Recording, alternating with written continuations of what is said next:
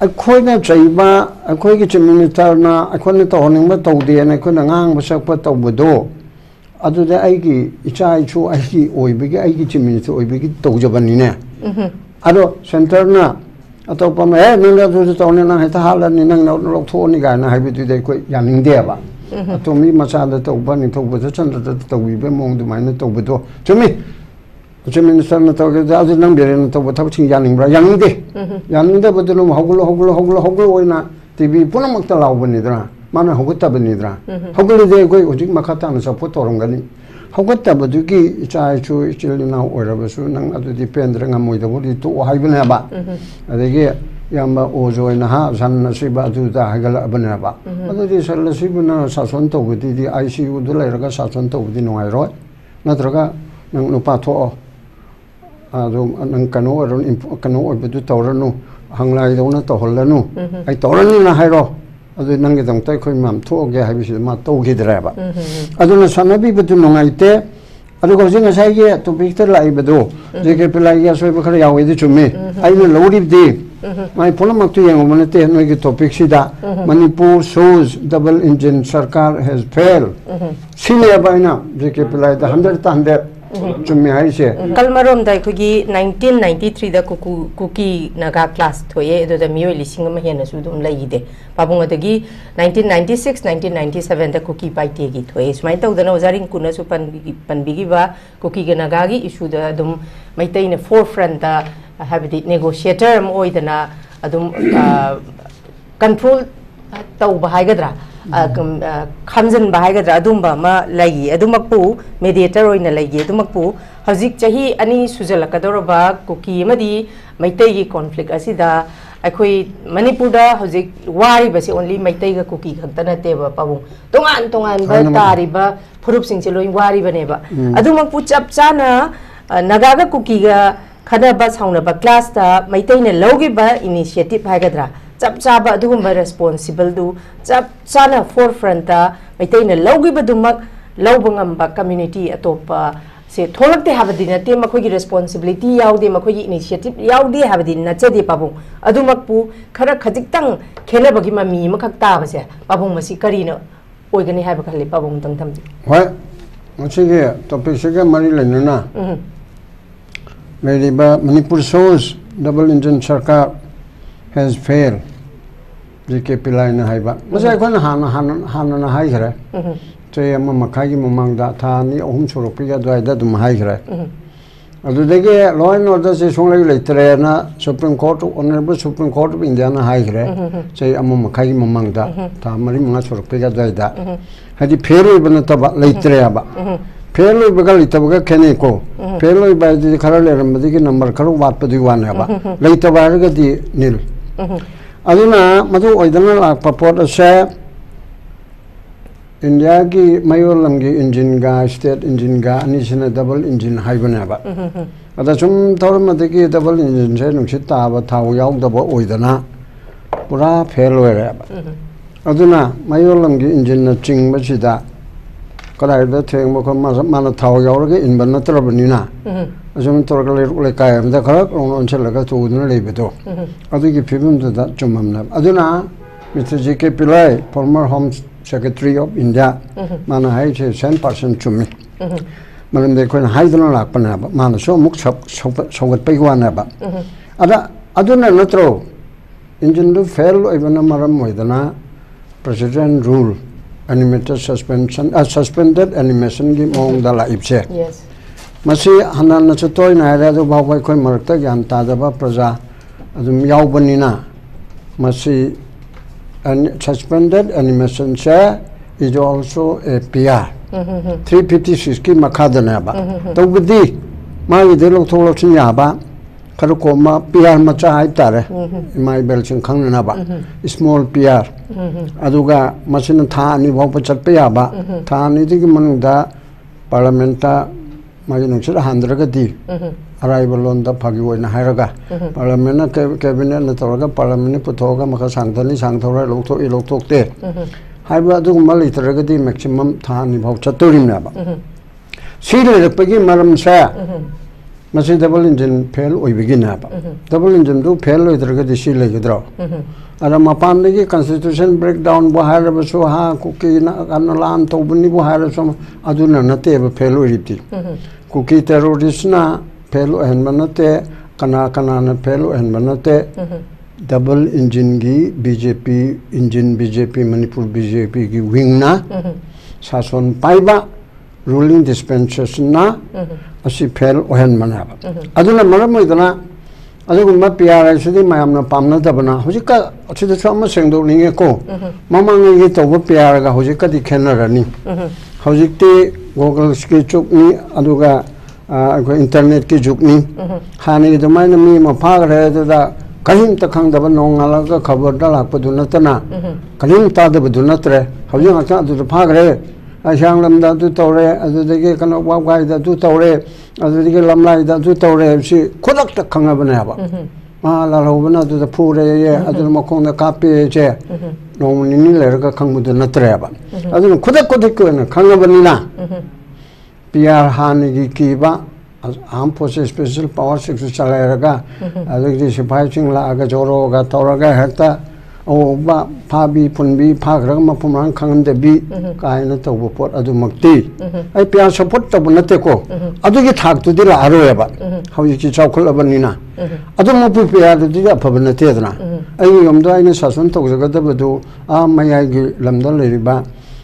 युमजाउदगी हलना आई पाना आईगिदा कंट्रोल तौबगुमनाबा अदो अखोइना अखोइगी इंजन असिना अखोइगी सरुगसिदा चप चाना नुपा थोकना अखोइगी 7 शेड्यूल की लिस्ट टू द पीरिबा स्टेट लिस्ट अदो चप चाना तौजब ngमदबा याम सोनबा नत्रग तौहनदबा नत्रग तौब ngमजदबा अदुगुम्बा ओइबदुना अदुदगी दि पियान फै हाइबनाबा अदु अफबा सासन अमा लेगदब वरदे प्यार करी दिबा अइना शासन तो वाइ छि पामम थोक्तरना मीना तो युता अइना तो बना फैयाबा अदा मधु ओइरकनबगी दमक्ता फगेरा फलोएरा तौरिबा सिदा मोय इमुंग मनुंगिनिको इमुंग मनुंगी रूलिंग पार्टी मरक्ता इंट्रा पार्टी न हाइरेबा अदु छि इम्प्रॉपर नेब मेकदि बोमाइ केस ता हाइरिबदि इंट्रा पार्टी दा ओइरबदि मधु इम्प्रॉपर प्रेसिडेंट रूलिंग हाइदना यावरिबको फयर दा party having a majority in the assembly declined to nataba mataki kanodo asiyorse where the power is used to sort out intra party problem of the ruling party improper oibagi ground do intra party marukta ruling party da adu mathokpadagi adu da tauba adu piar do afaba chumadi nateba improper oyaba adu oinama तौदब यादबनिना सरकार शासन तौदब यादबनिना मसिदा ngमरो हारगदि पुरा मपुंग ओइबे पियार दि solution दो अदु लाकदोरिमे अदुदि fresh mandate म लौरकदुइनेबा मदुगी चै मंगा अमु चकदोरिमेबा अदुना अदुगुमगी फिब ममा ओइबेदुदा हौजिकसे एज ऑन टुडे अना हौजिकता लंबीदा खंगपदा ngसाइगी पाउदा हाइतारे मोय नाकल अनिमके हाइगदरा उनाव याय यादे हाइबेदु थोदोकप लैथो माली थमाल संलेंदा पुल्लगा मरोइना खमचान ना स्पोक्स पर्सन वेना हाइबेदि वांगांग बदु माइ टु टाइ through your TV or other TV other president दा मा हाइदु फजबा मा यावरी अखोइगी लेजिस्लेचर लीडर दि लैथरबनिना रिजाइन तौहरमनिना मा रिजाइन तौबदु चुम्मी चुमदेगी वाना तबा तो खरबनिना अखोइगी लीडर दी पार्टी प्रेसिडेंट नी अदुना सेंट्रल पार्टी ओइबनिना पार्टी प्रेसिडेंट ना सेंटर दा मरी लेनबा अथॉरिटी दा नदा दो ओइगेरा अमिशा दो ओइगेरा नरेंद्र मोदी दो ओइगेरा हाइबिरो अखोइ मीटिंग कौरगा अखोइ लीडरशिप खलिसी हाइबसे खतंग अचुम लंबी म ओयबा हान तोरमिजिदी सेंटर न खोतरो ए नंग ओयो कायरग जी आरग पंगा याबदो अतु तौरक्तरबनिना नेशनल पार्टी ने अदु मिसी तौदैनी तौरक्तरबनिना मोय मरक्तसु मयाम सिना अखोइना नैना रक्प खोना रक्प अखोइ सि मीना तबदौना तौरे अदुरदि अखोइ फमसी असोमदम केमते यानिंगदबदसु हाइरो अखोइ रोंगी केमसु हाइरगे प्रमाणबु मोट खेनबसिंचे मयाइदा फमगा पार्टी ऑफिसर फमगा पार्टी प्रेसिडेंट अदुगा पार्टी की लीडरशिप मैम यावलगा सेंटर की यावरबसु यावद्रबसु को अदुगा तौर अखोई मरक्ति अम खल्लसी हाइनो चंगसिल लेबि स्टेप से दिस इज वेलकम स्टेप अदुगा सी हाइरेदना अफबा साचोन लागानि अदुना अदु तौरन मोगी साचोनदुगे अफब फतबदा I have nothing to say आइना करसु हाइबंगमदे अखोइना मिचम प्रजा अमो ओइना और senior citizen Amo ओइना अखोइना उरिबदी इसागी yum ngakjabasi isana ngakjagadamne aigi yumbo aigi center da leiba ipaduna ngakpasi aigi mana ngangbadu chukpa pharoi habiduna te ai sana isabu ngakjabum thokpadu aduna hena patro yes aduna adu tongnambigi lambidu pai adu tawbangamuda bordi pamdana tataruk de solution do tawraga adudi mi nupa thokpa mi mayam mi pumpuje mong taba khaluse ba ko centre की जी the चलोई दबा तो मैं centre का मरी लेना गदबनी regional party और अमो और centre मवा लोगदे कोई कोई थोक तौजन हबी यारोय सेंटर की मतेंगना यूनियन ऑफ इंडिया द कोई यावरी बनिना पांगेरा पामोयरा नमदना रोसिंग खेबरा याबरा कोई यावदन ले है we are all Indian let नम डिवाइड अस होजिकचे एज ऑन टुडे अदोरदि सेंटर की लीडरशिप ता वा हाइबं ngamgada बेबार लेना हाइरगा लोइरेना मुकना बनेदरा ए सेंटर लेदा नावा लौदे आइदु तौना हाइगद्रो फजना कन्विन्स तौबा अदुगम ngamdra बावदा प्रजा मयम ततरंगरा हांदगिन ए हाइचे इंटेलेक्चुअल सिंग सिविल सोसाइटी सिंग मेरा पाइबी लुसिंग मसिंगा समनरगा सिगुम्बा प्रॉब्लम लाई माइबेल सिंग कदु सेगे कुकी मैम से वारी सागे न हाई परमा मनी अदो से भावदी कुकी दो को लोन मक्तु यंगा बनेन खनबे यादबनिना लमेन ट्वेन द खतोगा मोय लीडरशिप खरन सोय माय तो से भावदी याब चुमब्रा का ए अदुदी याई गो हेड का हन तो याबा हाइदि तान थिंगना बा याबा हे थोंग दबा अमा अमगी केमोरो अदुगुम्बा मा कोई लीडरशिप पुथोगा सरकार से मदु फैयबा अदुना हुजी साइगे कनोदा थाव याउतब इंजिन को लाबनिना होजि थाव हापननबा कनोदा बीजेपी की संगलेन ऑफिस ता निन्म तारे करी खनबनो खोनबनो दे कोइना मै पार्टी में नतबनिना खंगद्रे अदु पाउ ई नंगी थ्रू योर चैनल और अदर चैनल असिदा तोरकपा कमचाना ngangi बे साइब मयाम दु यंगगा फजे मै मसन नुंसिनतबगी मोंग दु उत्ते उपम जो थोकते दनको अदुगे अदुदायना मगा कोनरगा उनरगा तवदो याम थागनी अदुगे फोटो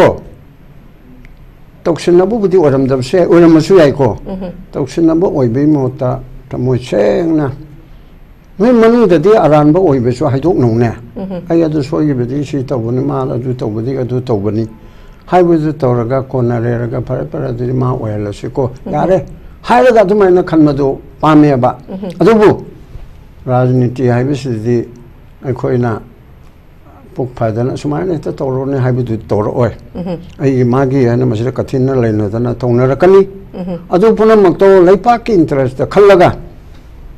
अखोइगी मपुंग फाबा नोई ग्रुप नो ओइबा अखोइ ग्रुप नो ओइबा अमन ओइबा बेदो हें 27 गी जेने इलेक्शन दु तौरो मोंग ताबा हाना मोलम मलेरबसु लमच चुमथो एरगा लैपाक के दंत कथो एरगा अखोइ हजिकति था कुनमाथोय कुनिथोयदा पारा फारेदना अजिदा कुकी सिंगदी दोसपु तोंगिंद्रेने मोइन तोरपदि अखोइ चवाकल खले लैपाक निंगे मयाम नैनरे खन्नरे कुकी दसो अखोइना कदुबगी लोइनमक हाइदोरिनो मणिपुर थोगाइसे हारदि कुकी लोइना हापसे हाइताबा अदुदि चुमदेबा मणिपुर कनसे हारबदि कुकी मरक्तगी लैरिबा मपानदि चंगपा कातोकारन तौबगुंदा फंदा टेररिज्म तौबदु नतबा मिसम मयामदुदि अखोइना कोनसिलगा 34 अखोइ मैते यावरगा 35 कम्युनिटी से मैतेना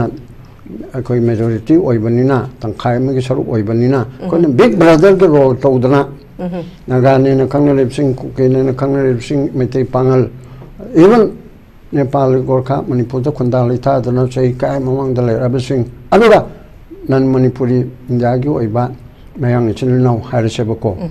फतबा सेंस नतबा मोइसो मणिपुर दा ललोइटिक तौन लेजरी मामसे सि मयाम छि कोन कोनदना अदुम लेबा मगी मथौ तायबा मसी थुगाइनबा भारत सरकार ना सिनबा मालेबा कोन वारुरिसे भारत सरकार ना नरेंद्र मोदी ना चाही कुन था कुनगा माथोइबु अक्ता व्रत तौदना मौन व्रत तौदना अखोई कुंभकर्ण था तरुक तुमे ये मादी था कुनी थोई तुमे आबा असुगुम छु थादो एरगा आई यानी दना तौबनी नोइना कुकी देगा के भोट की मतेंग लौरेरगा नोइ भोट पियु अदुगा भोट कारगा नोइगिदु अखोइना खन्नगे गायना हाइरुबदुदा नरेंद्र मोदी ना पेट छिना लनाई सोर समनी अदुगुमदु माना हंगोइदना अखोइ पार्टी तोरसो अखोइ पार्टी बु कनो ग्रुप अमेगी डिमांड पिनबी दंग भोट पियोना हाइबिसिदे आइदि यानिंगदे गायना वा ngang मालेबको आइगे सुम लानाई प्रेजम्पशन नि मी खरा दिल्ली के मरुम पांग खरना हाइबेत ओरम दबसुगे अदुना सुगुम्बा लेरिबा मैम सिदा अखोइजे फेल ओइबे याबसे अदुम ओइदना लाबनी अदा जीके पिलाइगुम्बा जायरिंकोना हाइगिबदो मर्जर के मिंगी मतंगदा अखोना नमदना लोक्सिन बनी खोतुमना सी जेके पिलाइदि खंगेबा अदुना मसिदा नमगेरा नमोइरा इंडिया गवर्नमेंटना मणिपुर प्रजादा मर्जर के मिसी मतंगदा मदु अखोइ सोइना घरे मसे उतंग ngapiro akoi punna tinaraga bharat chaukhana bhanasena haisi haibugum amsu tawgibanaaba aduna manipur gi damukta khara khanbi be yaba akoina kariguma kanda governor se ma oihanna bagaina honna baga su yaurami ko akoina oihanba ngammanate akoina sigumana oirati phanida gain khaledu apamjabadu adu maina tawi adu ahanba round sida ke nasige noigi channel puthoraiba topic che yamna chumi अफबा सासन अमा तौबा ngamnaba थाव फजना हापिरो ngamoidabo ergana sengna haibiro dissolve tawrasanu aduga fresh election ama tahon cheba adu harigai president rule pamme habenate ko helna bhabadi isani sabu ngakchaba khogi maruktegi bjp gi maruktegi majority chu tarimnina mayam chi chikhona kholaga tawba ngamgandaba leader makhandana ngapiro अदुसो ngमोइदबा नोखै मचन फुनना दना काउंना दना अदु उदाइन चिंगना दना हा regional सेमगनि सेमोय अदु ताउलेरगदि मुथत पिरो highway सुमाइना हाइनिंग okay थागचरी पाबुंग लाकचंगी वाफम जे हजिक ओजारिंग कुना थंबिगी बेदा हजिक even PR सिबो ngसाइगी बीजेपी गी पीआर ओइरब्रा हाइबगी वांगसिसु पाबुंग नाकलमरोम दंग ngसाइगी ओजारिंग कुना थंबिबा तोंगा तोंबा चेयरपर्सन चेयरमैन करी करा अपॉइंटी मयाम सी कॉन्स्टिट्यूशन गी मतंग दि पाबुंग सी करी करी कमाइनी येंग बे करी करी दि ले होय कॉन्स्टिट्यूशनल पोस्ट कुंबा नतबददी अदु मसे तोक तबे आदे हाइबु बुदे नतेदा मी दुदा दुम लेरे से क्वालिटी साउबदा एडवोकेट जनरल मसे chief minister council of minister ना पामेगी मतुंगिना during the pleasure of the governor with the high governor has state niko state executive ni under article 166 ta state ki function punama state executive ki function punama in the name of governor under article 166 ta tawdaina ba governor ki tongan ma tawbam ta leite ba agi in by chief minister na lusingba council of minister na pibe advice ki makada tawdaina ba aduga मधुकी पोट अदो हजिक्ति लेतरे अदुना अमुक president ना पीबा governor सिदे तो मयाइदे लेबा हानगिना educative के मकोक ने हारिबसे चीफ मिनिस्टर अमसुंग काउंसिल ऑफ मिनिस्टर ना पीबा एडवाइस की मखा मतुंग इन थबुक तौबा अदुगा मदुसु माय गवर्नमेंट हारिसे अदुगा हजिकना अदुगुमगी पोट अदु लौथोआगा सेंटर की प्रेसिडेंट की मागी डायरेक्टिव ता अदुसु माना मु तौगदबा माने एजुकेटिव से प्रेसिडेंट ना डायरेक्ट थो ओय गवर्नर ना थोकदोरिनाबा अदुगी पोट अमा मादे इओइदो ओयबा पोट अमनाबा अदुना होजिकी हाइरिबसिदा मतम खदगी तौबा अदु अमरमदि काइनिङाइनिने रूलिंग पार्टी दुना मोय सोनबदगी मोय मसेन मोट मानदबा पुचेल तिनदबदगी खाइबुं त कांग्रेस ना थोगाइबुं अमब्रना कांग्रेस ना तौरीबा नो कन्बे मसे मोय तौदबे यादमने मसे छुदे गान तोपे याबोंदा आई लाउगदगी लेरमिनी मरमदि चीफ मिनिस्टर दा गवर्नमेंट ची थाजदरे खोय सौगलरो एदना मी तारे अमुदि सेगरे एनपीपी की तोखरे पोंगना जेदीयु की चितो एन तौरे अरे खरना केस नो तौद्रन लेरे मसे की चारांग ना बमरक असिदा मये किदी chief minister na aigi che ka chu kai bal lete confidence vote man puthok kadam ne ba opposition na ta ba Kejriwal na magi yugi kari kari letters kam gi thorak pada noi nam na aibu thaje da ba yai aran ma chatle na khan me ya I chat pa na te ko thaje ri ko hai na pukhol le ba moi hundrai mang da hum putare tuna nang akai bal lete moi hunja ba da ni yani hai da na laura ga ma makata no oya ba aduna 파버 간의 주심인서 또가 또대 제일 주심인서 오늘 또이 센터를 또 부승함대 말음디 마게 로통나 비 포토를 있다버니나 아두금나 제 미니스터나 컨피던셜 까 마나보 오저럼 야버니네 마시다 아 코나 아이 하이스는 좀 해버는다 봐 아이부 타즈다 버게 와칼라면 노이 레람베야 아이기 마르테기 모이트라마 파나마나 나렌드라 모디다 메몬담 PPD는 동네비 아말레레 아들에게 뭐 이따룩따래 NPP게 하면 소글람들이 또 하이그래 아들이 콩그레스는 좀 어떻게 깔끔하면 돌아가네 주따래 아들나 아이제 간다고 되고 아이 컨피던스 뭐 아이 고짜래 하여가 당타라도 가문을 애드레스로 놓고 에라가 노티스 스페셜럼사 아이게 컨피던스 뭐도세 무시 또 비로 하이르니 아들이 휘입 자리 하려니 마이 마역대 야야데가 떠오르러 아두 뭐지 그냥 버저런 거 대버 칸너로예 아주 총기 오피니언 그래 하디 오포지션 그래 하디 만 그래 하디 항아로 해 봐. 아이 타저들 제 스피커 사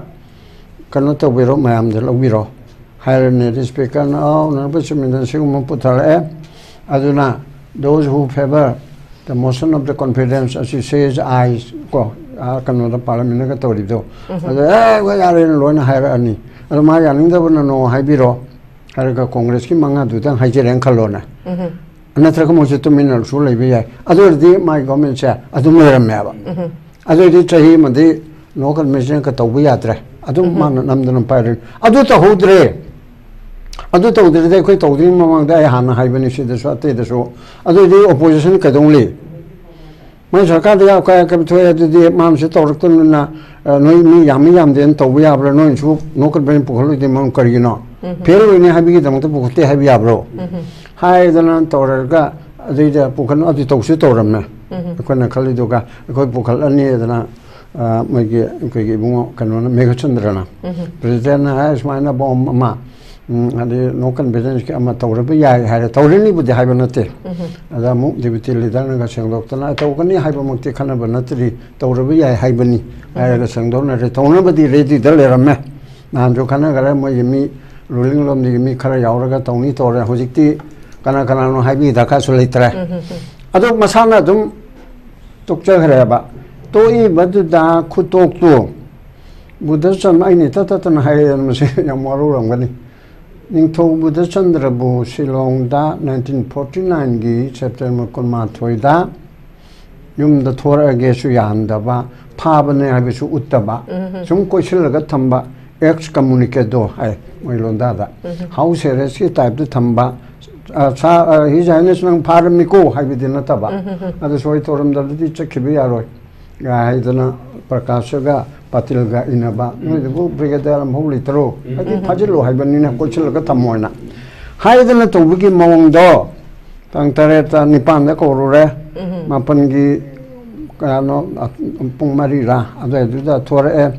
अदगी question चनना summary पत्र हाइबमा summary पत्र बोइना लानु हुनबेगी वानते अदु तौरगा अदुम संगबदौना तौरगा गमना ताना धक चले पीरे माना मसाना याना तोकपो ओइरगदी governor दा सर आई तोगे आई इसा नारे नत्रगा आई कनो आई मतम खरा पोथाबो पामे अदुना आई रेजिग्नेशन टेंडर तौरगा आई की मुहूर्ता मा मेजॉरिटी लेरिमनिको पीब मतम दो मा लीडर ओरिमनी इलेक्टेड लीडर नि अदुदी मिस्टर होम चाउबसे आई की मुहूर्ता पार्टी प्रेसिडेंट सु यावरिदना होम चाउबसे आई की मुहूर्ता स्टेट क्लेम तो हलगे दुगा हायेंला हंचिला हाइना तौरकांदा ओ अदुदी नोइगिदो आई अमता हंगिगे अदुगा यारा यारा नंगी रेजिग्नेशन जे एक्सेप्ट तौरे अदुबो अनुबो खंद्रि बाउदी मन बाय वे ऑफ कन्वेंशन अमसुं कॉन्स्टिट्यूशन यावबि मतुंगिना नंग नौनिनी वासक्तरि बाउदो अदु बाउदी अनुबो चीफ मिनिस्टर मलाक्तरि बाउदी नंग अदुम लेको होजि दिल्ली के चीफ मिनिस्टर अतिसिदो ngarang ngasi ngasa ai upabu oiramidana ngasi degi di oidre dana adu maina to gadam na man ifa pa pot ado aikoina chaiba akoi ki minister na akoi to honing ma to de na akoi ngang ba sak pa to bodo adu de ai ki icha ichu ai ki oibegi ai ki minister oibegi to jabani ne ado center na atau pa me nang da tu to ne na ha ta halan ni nang lo tho ni ga na hai bi tu de ko yaning de ba to mi ma sa da to ba ni to ba chan da to wi be mong du mai na to ba do chumi minister na to ga da nang be na to ba thab ching yaning bra yaning de ba du no hoglo oina tv puna mak ta law ba ni dra mana hogutta ba ni dra hoglo de ko ojik ma kha ta na sa po to rong ga ni hogutta ba du ki cha chu chil na ora ba su nang adu depend ra ngamoi da bodi to hai ba na ba adege yamba ojo na ha san na si ba du da hagala ba na ba adu di sal si bu na sa son to bu di ICU du lai ra ga sa son to bu di no ai ro na tra ga nang no pa tho adu nang kano ron kano ba du to ra no hang lai do na to hol la no ai to ra ni na hai ro adu nang ge dong tai khoi mam tho ge hai bi si ma to ge dra ba adu na sanabi bu du no ngai te adu ko jing sai ge to picture lai ba do je ke pelai ya soi ba khara yaw e di chume ai no lo ri di mai pola mak tu yang mon te no ge topic sida Manipur shows double engine sarkar has failed senior ba na je ke pelai da 100 chume hai se adu ga mana la na lo ba ku ke gi chang changlap to man ba ai to te pola mak ti ta dri ko se gi sorok se adu gi port adu da hai yara di le na khale adu ga Manipur ge malam da di yam khang ya bi se 2010-11 da mana kano le ring da governor ki da matam China Citizen for Society ki uza sadam daleri aduga tamu binoi leri nagam parki ayu secretary ni akoi hum che kaur e ba kano na IB kampu na tar gab akoi pilai una woidana adagi pulai una badu o adu momang da na harun ga wari sano woidana China Citizen tarap te ki aina spokesperson na law to hu da kano ge pele gi chai no sing na ku se lu binoi ga kadem ni ga na hai ki bido adu ge no an badani alai da je ke pela da wari do ina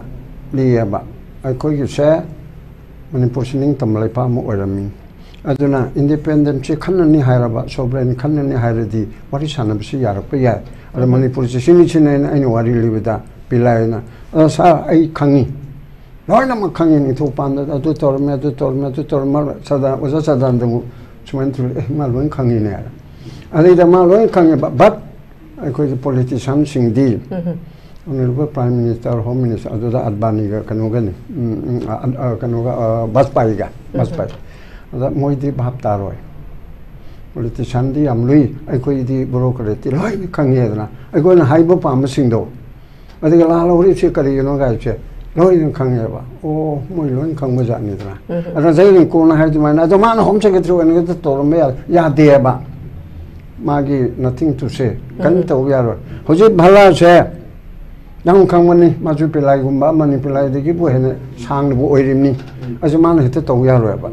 ma na ya rab de zai ge mai bel sing chal cha sing lauri ban min tare ni manung da 164 gi makha da governor na chimin ta khalle ba ko ada da MLA oi da mi chu khan me ya ba 164 makha da ada mayam na ya ba public figure ma sanat citizen ama ma bu tha mu ba natran mi tarani kunni cinema da Anil Kapoor hebra no go mai na khan me ya ba adu bu sigi system jite ada amishana yar oi tung thang tharakani Narendra Modi ni yar oi adu ma chap chap to ge adu to bi ai dana adu un mo ya ba adu li pai ri ba adu na je ke pilai na home secretary oi ring ta ma di to ram ya dra na ring kung na bu de hai ri ba to honing be gi ngam mo ya ba adu lo ra kan de ngam ne lo ra kan de ai ne sun ni ne me nai commission ge acting chairperson ring da sarkar da yam ka hai na chai bu khot pa ya human right ke so wa phom ne ka bum sim de hoji ke I'm now free yes hori tha do kan de adu hai re chu sarkar go ba kar ma position ma ta nang chu ma commission ma to parama ma ni hai re de adu de so mu hai bi ya de da hai bi ya ma phum ya ba ya de ba gi ma phum le ba sa ma kha de pai ri na ba adu in pochu da ai khoi BJP ngate ki anti nate birenge anti nate support to nate mayok to nate dahini zairin ko nai to phajam yawi ma ge mukhai city chief minister sri ma loin khanga derim na ba Nipen Chakrabarti ki amakak lagi ba Tripura ki do CPM ki do singdo mai mathak ta tawraga man loi nim yang man swai da kai do ra sung da kai do ri nung ba da kai do ri sma loi udoi ne ba madam di pau ke ka da yang ra ba adege ma je her muting te expert ne ba lo gi matang hai re na Advocate General Law Department General Advocate mamung ke mapang ke le mam chin pd ne ba hel ki Doctor Punam ngasih director director man pd ni adege kan agriculture ki agriculture scientist man pil madi all in all idoi ne ba maktu ma pai le ni ba ma khala ke te lo ba yari ba hetu la ba aduda mi do gat leiba adega mayambu kari mom chengna ba ta ba rinku nang lau ne he zamani ta lau ne adega ai boy ma adega o jai bo bi doctor nara o joy please cham thang min si si han su dum hai bene si lau ida ba kana no ba opposition leader do si minister na cha thang min si lau ida ba leader le gedro aduna adugo mi ki port atu taude habi wani aduna ai si sangdok ke do aduma tauba aduna hoji khanna chanu noi marakte gi ama tawro mayam gi tathok tasin ya ba mi ama wahlo ngamoi da bo raga di amuk so haire phajana seyangna disol to hallo aduga fresh election to pami okay thank you very much Babung Lushila